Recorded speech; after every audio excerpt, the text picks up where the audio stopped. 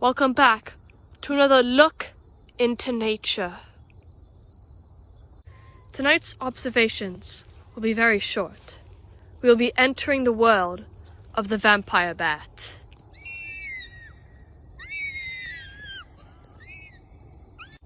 Their cries are almost undetected by human ears.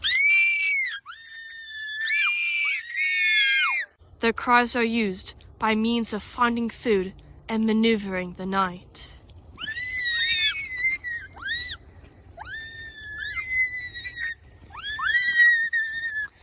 These flying mammals live everywhere except for Antarctica.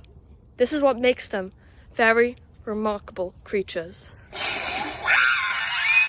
They feast on prey much larger than themselves, and their prey has no idea of what is happening to them.